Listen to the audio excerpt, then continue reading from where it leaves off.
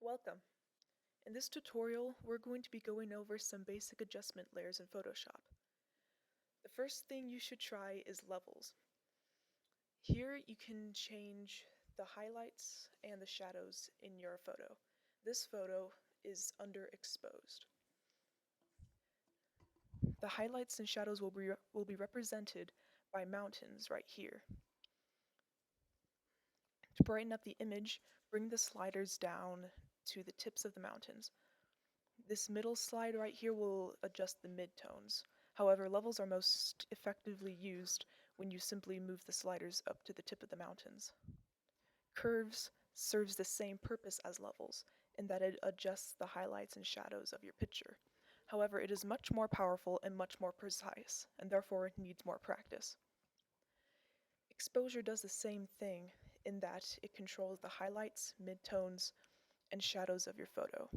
Personally, I wouldn't recommend exposure unless you know what you're doing or you want to get a certain feel.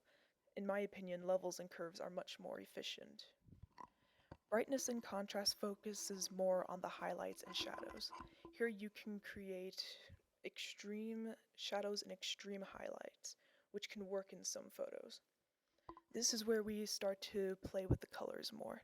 In vibrance, you can dull things down to almost be grayscale, or you can become overly saturated with your colors. Hue and saturation does the same thing that vibrance does, but it has the ability to pinpoint certain colors.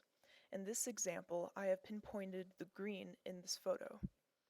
When I pull the slider all the way over to the right, the greens become much more bright and much more vibrant.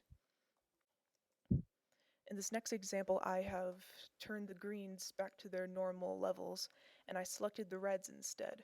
Now the cherry blossom is more vibrant, and it brought out the red in the road as well. Black and white is the last adjustment layer I want to share with you. Choosing this adjustment layer will turn your entire photo black and white.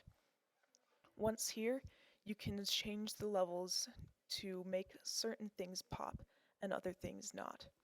When you make the colors darker, they correlate more with blacks. And when you raise the nod to the lighter side, it correlates more with whites.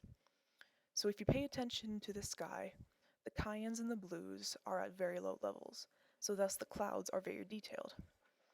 However, when you bring them all the way over to the right, they're suddenly blotted out because they correlate more with such bright whites. Lastly, when in doubt, simply grab a slider and see what it does. Experience is the best way you can learn adjustment layers. Find adjustment layers and methods that suit your style, and don't forget that you can also use masking in your adjustment levels.